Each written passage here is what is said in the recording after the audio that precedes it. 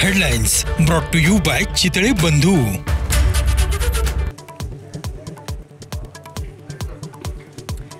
राज ठाकरेच नाही तर उद्धव ठाकरेंसोबतही मुंबईत एकत्रित लढणार नाही। काँग्रेसचे नेते भाई जगताप यांचा वेगळा सूर। सेना मनसेसोबत जाण्याची कार्यकर्त्यांची मानसिकता नसल्याचा दावा। मुंबई पालिकेमध्ये महायुती एकत्र तर इतर ठिकाणी वेगळं लढण्याचा निर्धार। मुख्यमंत्री फडणवीसांची अनौपचारिक गप्पांमध्ये माहिती। ठाणे, पुणे, पिंपरीमध्ये भाजप स्वबळावरती लढणार। ठाण्यात महायुतीकडनं युतीबाबतचे सर्वाधिकार एकनाथ शिंदेंकडे, सूत्रांची माहिती। तर भाजपला ठाण्यातील काही जागा मिळाल्यास शिंदेंना फटका बसण्याची शक्यता असल्यानं निर्णय। पहिल्यांदाच विधानसभेवर गेलेल्या सत्ताधारी आमदारांवर निधीची खैरात। महायुतीच्या 54 आमदारांना प्रत्येकी 5 कोटींचा निधी। स्थानिक स्वराज्य संस्था निवडणुकांच्या पार्श्वभूमीवर मोर्चे बांधणी। अंबरनाथमध्ये रुग्णवाहिकेअभावी महिलेच्या मृत्यू प्रकरणाची चौकशी होणार। एकनाथ शिंदेंच्या कार्यक्रमात रुग्णवाहिका व्यस्त असल्याचा आरोप।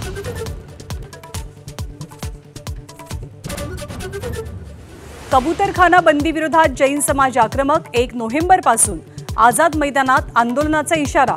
वाद चिघळण्याची शक्यता।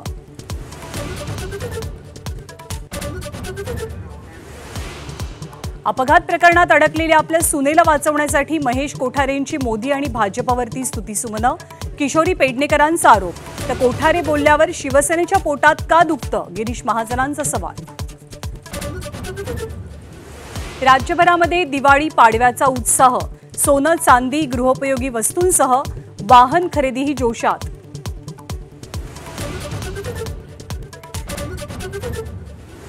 वैयक्तिक बचत आणि पतीच्या पेन्शनमधनं पुण्यातल्या आजींची पूरग्रस्तांना 5 लाख रुपयांची रोख मदत। तब्येत ठीक नसतानाही भारती मांढरे धाराशिवपर्यंत प्रवास करून पूरग्रस्तांच्या मदतीसाठी पोहोचल्या। राजकीय इस्लामनं सनातन धर्मावर मोठा वार केला। उत्तर प्रदेशचे मुख्यमंत्री योगी आदित्यनाथांचं वक्तव्य। शिवराय, गुरु गोविंद सिंग, महाराणा प्रताप राजकीय इस्लाम विरोधात लढल्याचा दावा।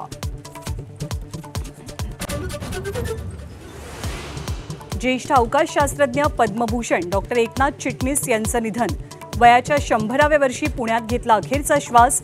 इस्रोच्या जडणघडणीमध्ये डॉक्टर चिटणीस यांचं मोलाचं योगदान।